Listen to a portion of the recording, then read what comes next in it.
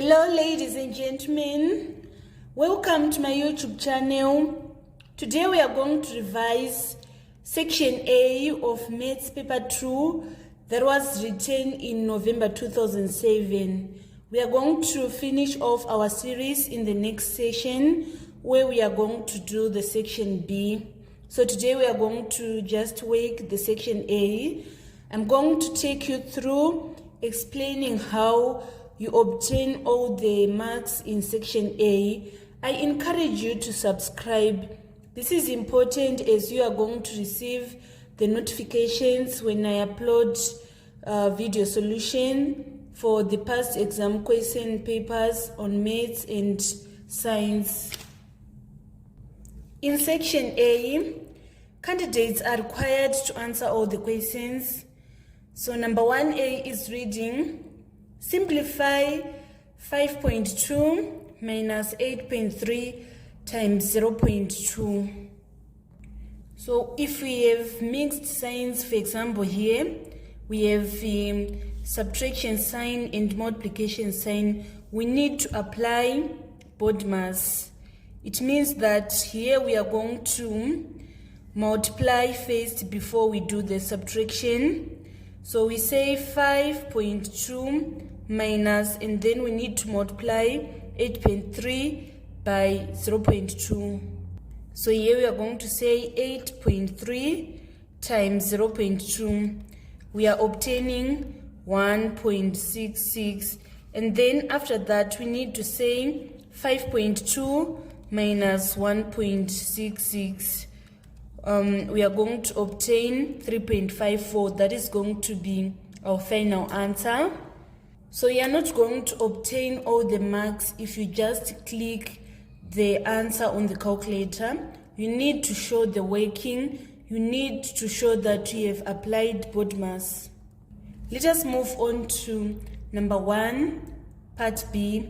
We are supposed to evaluate 4 times 10 squared plus 6 times 10 to the power of 3 plus 1 times 10 to the power of 5, giving our answer in standard form. So the first step is to convert the numbers that are in standard form into the ordinary form. 4 times 10 to the power of 2 is equals to 400. So we are going to write our 400. And then 6 times 10 to the power of 3 is equals to 6,000. And then 1 times 10 to the power of 5, we are going to get 100,000. And then we need to add 400 plus 6,000 plus 100,000. We are going to obtain 106,400. So this is a number in ordinary form. We need to convert it back to standard form. We are going to count the number of steps which we need to move our comma to standard form value, and our standard form values ranges from 1 to 9. So it means that we need to move our comma to this position. So we say 1, 2, 3, 4, 5. So our answer is going to be 1.064 times 10 to the power of 5. Let us move on to part C. We are supposed to solve the equation 2/3 times bracket x minus 1 minus quarter bracket 3x minus 5 is equals to 1. So first we need to remove these fractions. We are going to multiply all the terms by the lowest common multiple of the denominators. For 3 and 4, their lowest common multiple is 12. So we are going to multiply all the terms by 12. We multiply by 12 here, and by 12 here, and then by 12 here. If we say 3 into 3, it is 1. 3 into 12 is 4. We now have 4 times 2 is equals to 8. And then we have our x minus 1 minus, and then 4 into 4, 1. 4 into 12, it is 3. 3 times 1 is 3. And then we are going to multiply by 3x minus 5. This is equals to 12. And then the next step, we need to remove these brackets. We say 8 times x, we get 8x. 8 times minus 1, we get minus 8. 3 minus 3 times 3x, we get minus 9x. And then minus 3 times minus 5, we get plus 15 is equals to 12. And then we are going to say 8x minus 9x, we get minus x. And then minus 8 plus 15, we get plus 7. This is equals to 12. After this, we need to shift our negative x to the right side of the equation. It is going to be positive x. And then we shift this positive 12 to the left side of the equation. It is going to be minus 12. So 7 minus 12 is equals to minus 5. This is equals to x. This is going to be our final answer on number 1, part C. Let us move on to number 1, part D. We are given that 3 is equals to square root of b squared plus c squared. We are supposed to make c the subject of the formula. So first we are going to write the square root in index form. It is going to be 3 is equals to b squared plus c squared to the power of half. And then after that, we want to remove to the power of half. We are going to square both sides. Here we are going to have the square, and then we are going to have again a square here. And then this 2 is going to cancel this 2, so that we are going to have 9 is equals to b squared plus c squared. And then we need to shift b squared to this side. We are having 9 minus b squared is equals to c squared. And then after that, we need to make c the subject of the formula. So we are going to multiply both sides by to the power of half. So to the power of half here. So this 2 is going to cancel this 2, so that we are going to remain with c as the subject of the formula. And then 9 minus b squared to the power of half is the same as writing square root of 9 minus b squared. This is going to be our final answer on number 1, part D. This was the complete solution for number 1. I have underlined all the answers. Let us now move on to number 2. Number 2A, part 1. If 1 minus 3, 2 minus 4, minus E5, 0 minus 10 is equals to minus 1 minus 3, minus 3, 2F. We are supposed to find the value of E and the value of F. So this is what we are going to do in order to find the value of F. We are going to start to find the value of E. So we can see that our E is on the top left corner of the matrix. So we are going to take our, here we are going to say 1 minus E is equals to minus 1. And we need to make E the subject of the formula. So here we are going to shift this minus E to the right side of the equation. It is going to be positive E. And then we shift this negative 1. It is going to be plus 1. So 1 plus 1 is equals to 2. It implies that our E is equals to 2.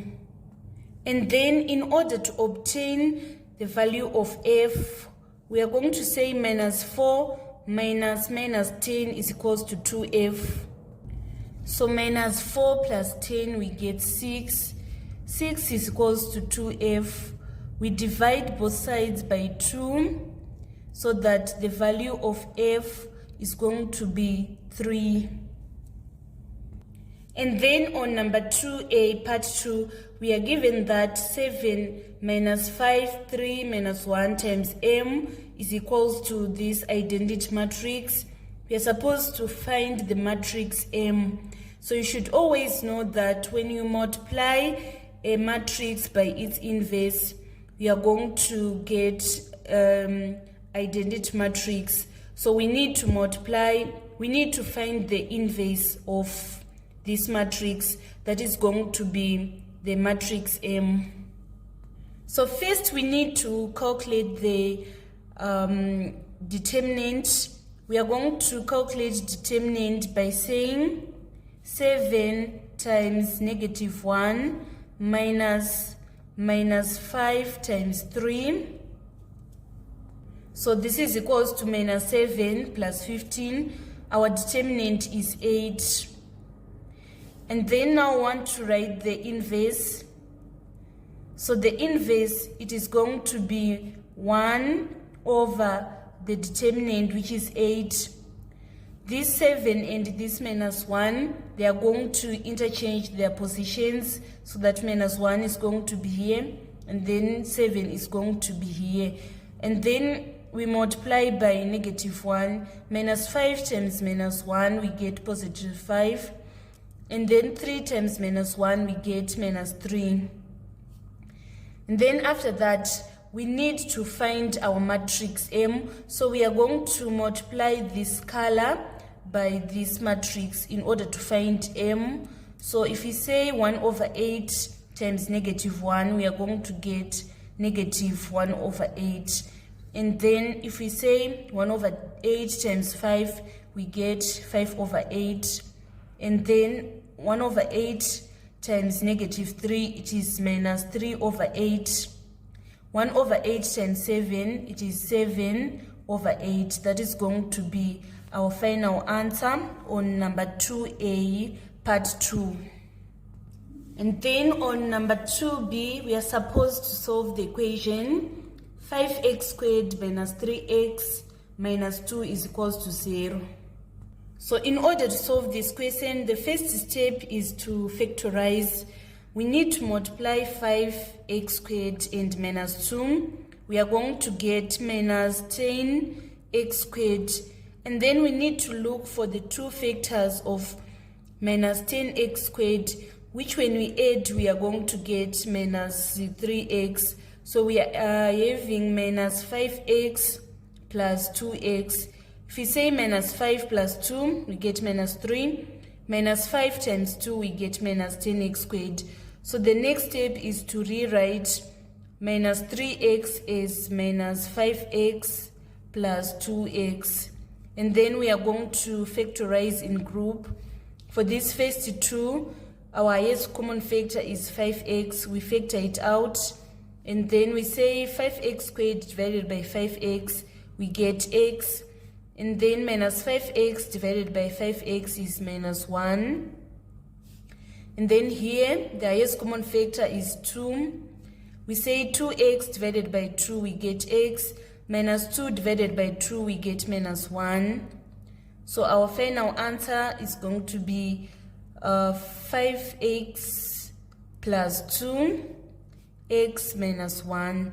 And then we say this is equals to 0. So either 5x plus 2 is equals to 0. And then we shift 2 to that side. It is going to be minus 2. And then we divide both sides by 5.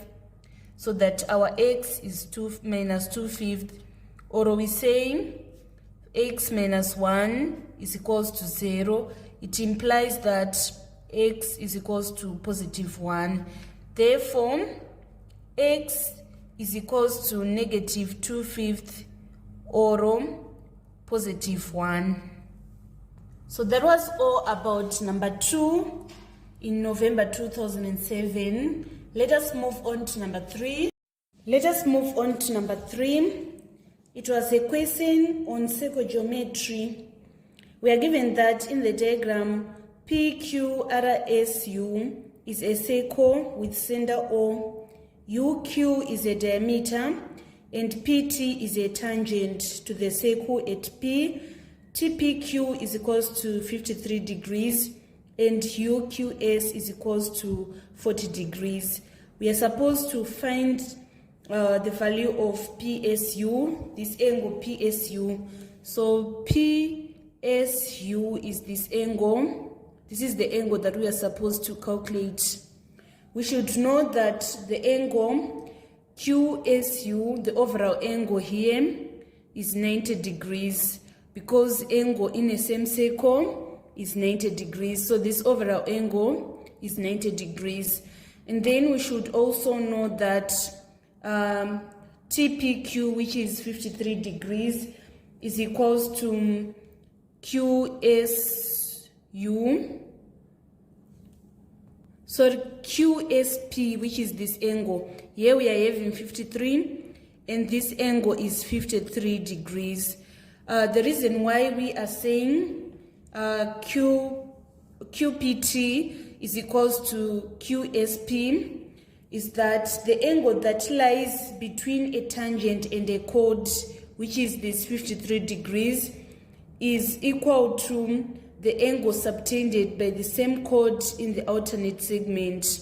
So this 53 is also equal to this 53. And then to find PSU, we are going to say 90 minus 53, which is equals to 37 degrees. Let us move on to 3A part 2. We are supposed to calculate QPS. QPS is this angle. This is the angle that we want to calculate. So first we need to calculate this angle, QUS. We are going to say QUS is equals to 180 minus 90 plus 40 because angles in a triangle sums to 180 degrees. We are getting 50 degrees. So it means here we are having 50 degrees. We are also going to have QPS as 50 degrees because angles in the same segment are equal. This angle is also equal to this angle. Finally, we want to calculate QRS. QRS is this angle. So here we are having a cyclic quad, this cyclic quad QUSR. And then we should apply the theorem that says opposite angles of cyclic quad, they are supplementary, which means they sum to 180 degrees. So in order to find QRS, we are going to say 180 minus 50 in order to get 130 degrees. That was all about circle geometry in November 2007. I've underlined all the answers and the theorem that I've applied. Let us move on to part B of number 3. Part B was a question on sets. We are given that the universal set, our x is ranging from 2 to 30, and then x is the multiple of 4. It means the universal set is containing the multiples of 4. And then the set A is a set which have numbers which are exactly divisible by 8. And then B, we are having 4, 8, 28. We are supposed to draw a clearly labeled Venn diagram to show the elements in each region. So first I'm going to list the elements of the universal set. So the universal set we are having 4, 8, 12, 16, 20, 24, 28. These are the elements that are in the universal set. And then the set A, which are the multiples of 8, we have 8, 16, and 24. And then B, we are having 4, 8, and 28. And then we need to draw a Venn diagram to represent this information. So we can see that this 8 is appearing in both set A and set B. So we are going to represent it here. And then 16 and 24, they are just appearing in set A only. So we write them in A only region. And then 4 and 28, they are appearing in B only. So we are going to represent them here. And then we are going to represent other elements which are not found in A and B, but are also the part of universal set. These are 12 and 20. So this is how we are going to present our sets on the Venn diagram. Let us move on to part C. We are given that a polygon has n sides if the sum of the interior angles of the polygon is 3 times the sum of its exterior angles. Find the value of n. So you should know the formula of calculating the sum of interior angles. It is 180 times n minus 2. And then the sum of all interior angles of any polygon, they sum to 360. We are told here that the sum of interior angles of the polygon is 3 times the sum of its exterior angle. So we are going to say this sum of interior is 3 times the sum of exterior angles. So after this, we need to make n the subject of formula. We say 180 times n, we get 180n, and then 180 times minus 2, we get minus 360, and then 3 times 360, we get 1008. And then we are going to shift this minus 360 to the side so that we have 180n is equals to 1080 plus 360. So 180n is equals to 1080 plus 360, which is equals to 1440. And then we are going to divide both sides by 180 in order to make n the subject of the formula. So our n is going to be, we say 144 divided by 18, and then we get 8. It means that the number of sides is equals to 8.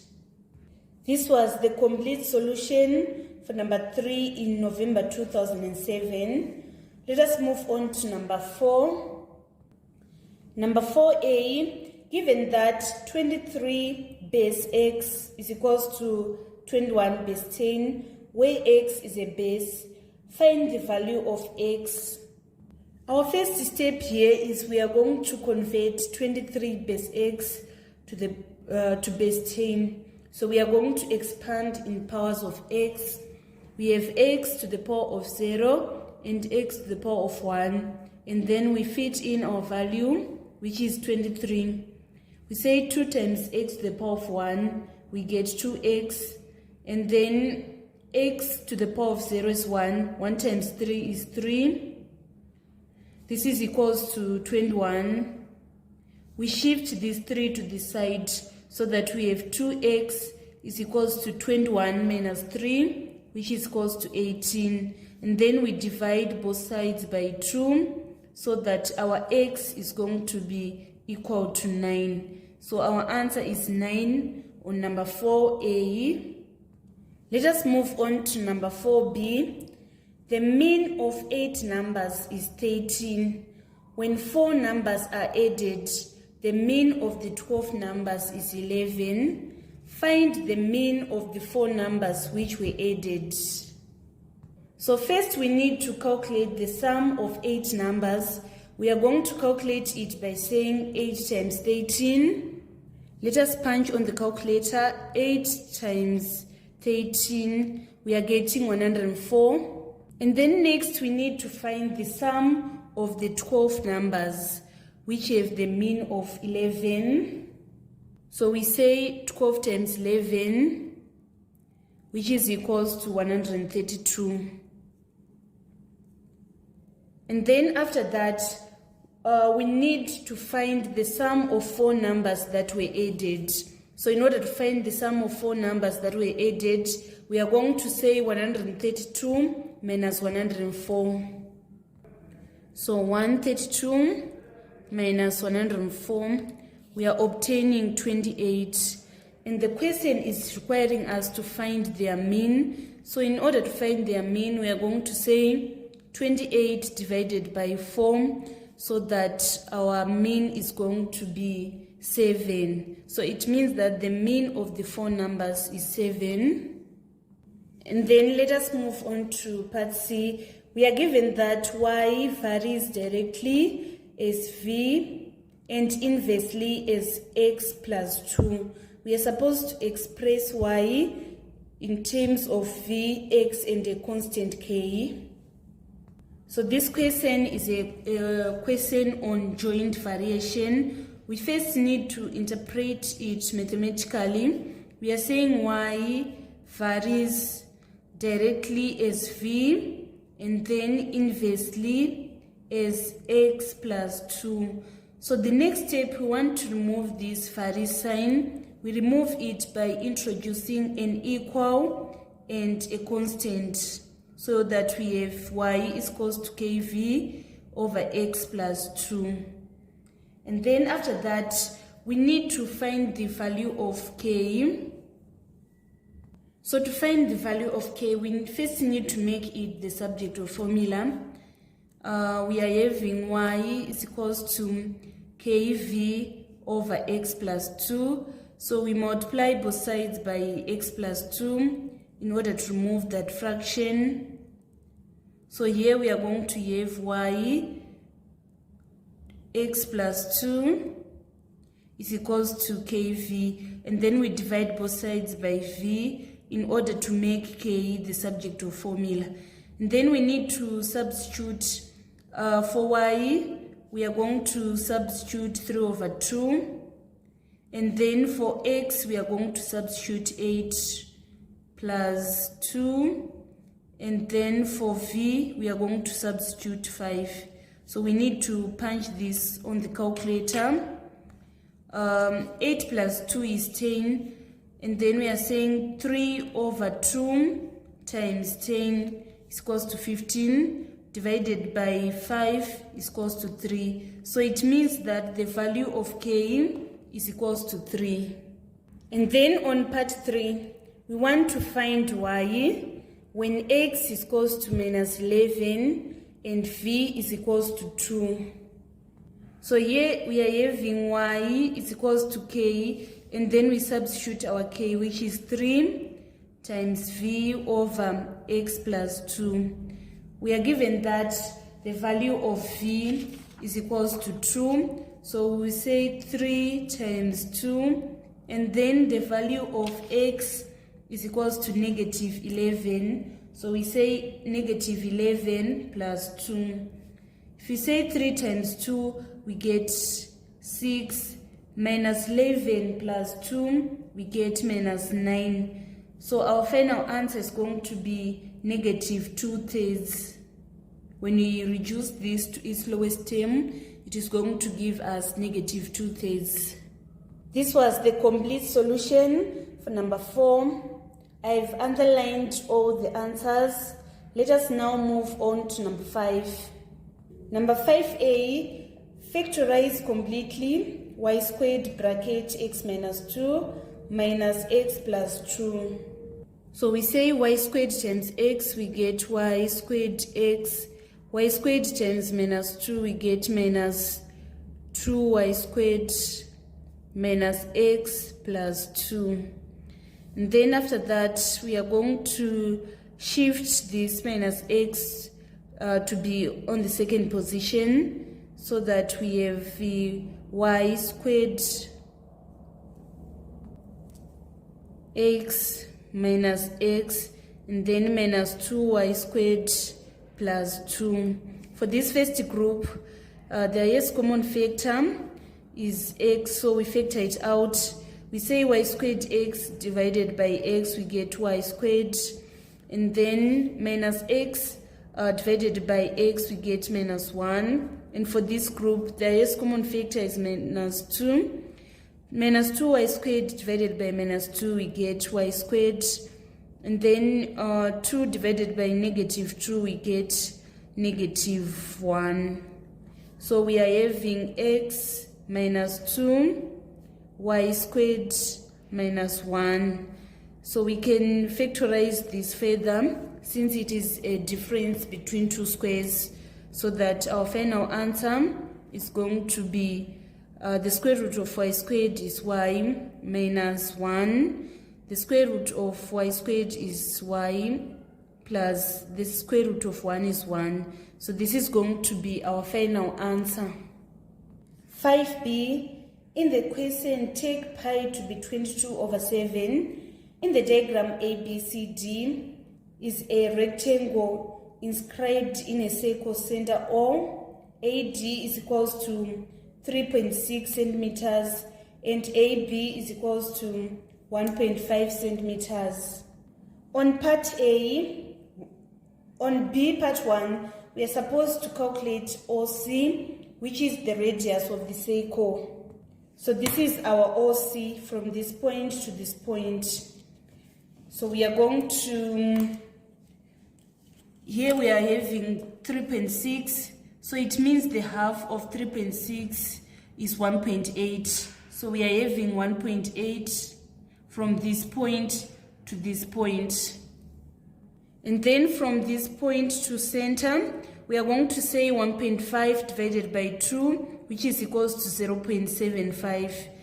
And then now to find OC, we are going to apply the Pythagoras theorem. We say height squared is equals to 0.75 squared plus 1.8 squared.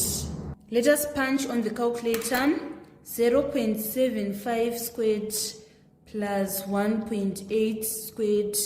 We are obtaining 3.8025. And then to find OC, we are going to say the square root of 3.8025 is equals to our OC. So the square root of this is equals to 1.95. So it means that OC is equals to 1.95 centimeters. Please don't forget the units. And then next we want to calculate BOC. BOC is this angle. This is the angle that we want to calculate. So we calculated our OC and we obtained 1.95, which is also equal to OB. Here we are having 1.95. It implies that this is an isosceles triangle. OBC is going to be equal to OCB. So since we have all the sides, we have 1.95 here, 1.95 here, and here it is 3.6 from B to C. We can apply the cosine rule of finding angles in order to obtain BOC. So first we need to place our small letters in the diagram. We are going to place them opposite of the capital letter. So it means our small letter C is going to be here. Our small letter B is going to be here, and then our small letter O is going to be here. So in order to find cos O, we are going to say B squared plus, we are having C, B squared plus C squared minus O squared over 2BC. Cos O is equals to, our B is 1.95 and we square it. Our C is 1.95 and we square it. And then our O is 3.6 and we square it. Over 2 times 1.95 times 1.95. Let us punch this on our calculator. So we are saying 1.95 squared plus 1.95 squared minus 3.6 squared, and then we divide by 2 times 1.95 times 1.95. We are going to obtain this negative 0.704, and then to make BOC the subject of formula, we are going to say cos inverse this value, which is negative 0.70414, like that. We need to punch second function cos, and then our angle is going to be 1.3476. The degree of accuracy is not specified, so we are going to round correct to the nearest 1 decimal place, so that our final answer is going to be 134.8 degrees. And then finally on number 5, we want to find the area of shaded segments. So we want to find the area of this shaded segment. We are going to say area of this sector minus area of this triangle. So the area of sector, we are going to say theta over 3/6 pi r squared. Our angle, we obtained it as 134.8. So we are going to say 134.8 over 3/6 times pi r squared minus area of triangle, which is half base times height. Area of sector is 134.8 over 360. Our pi, we are supposed to use 22 over 7. And then our radius is 1.95, and we square it. And then area of triangle, we say half base. Our base is 3.6. And then our height is 0.75. So let us punch on the calculator. We are saying 134.8 over 3/6 times 22 over 7 times 1.95 squared. We are obtaining 4.4748. We round it correct to 3 decimal places, to 3 significant figures, so that it is going to be 4.47 minus, let us subtract here, we are having 0.5 times 3.6 times 0.75, we are obtaining 1.35. Then we say 4.47 minus 1.35, we are obtaining 3.12. So our answer is equals to 3.12 square centimeters. Please don't forget to put the units. This was the complete solution for number 5. Let us move on to the final question in section A, which is a question on construction. Number 6, answer the whole of this question on a sheet of plain paper. Use ruler and compasses only for all constructions and show clearly all construction arcs and lines. On A, we are supposed to construct on a single diagram the triangle PQR with PQ is equals to 7 centimeters, QR is equals to 8.2 centimeters, and PQR is equals to 120 degrees.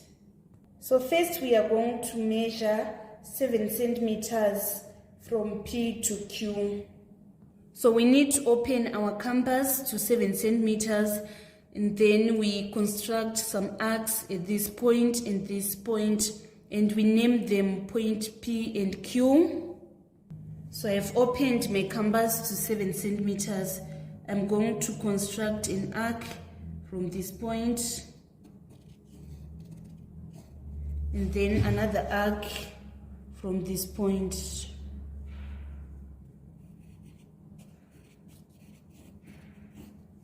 Then after this, I need to join these 2 points by a ruler. So this is point P, and this is the point Q. And I'm going to label 7 centimeters. We are required to construct 120 degrees, so we are just going to construct 60 degrees. It means the remaining is going to be 120 degrees. So I'm going to construct 60 degrees at this side, and then my 120 is going to be the other side. From this point, point Q, I'm going to construct an arc. And then on this intersection of this arc and this line, I'm going to draw another arc. And then after that, I'm going to join this point P, this point Q, and the intersection of the two arcs. By joining this intersection of the two arcs and these points, I've constructed 60 degrees. So it means this is 60 degrees, and the one on the other side is 120 degrees. We can confirm these angles using a protractor. You can see, guys, that this side is 120 degrees and this side is 60 degrees. We are informed that QR is equals to 8.2 centimeters. So I'm going to measure 8.2 centimeters. So 8.2 centimeters is this point. So I'm going to join these two to extend my line till it reaches 8.2. So here it is the point R. After this, I'm going to join point P and R so that we are going to have our complete triangle. So this is our triangle PQR. And then on part 2, we are supposed to construct the locus of points that are 4.5 centimeters from R. So it means that we are going to construct a circle with radius 4.5 centimeters. So the first step is that I'm going to open my canvas to 4.5 centimeters. And then after that, I'm going to construct a circle and my center is going to be R. So I'm going to construct like this.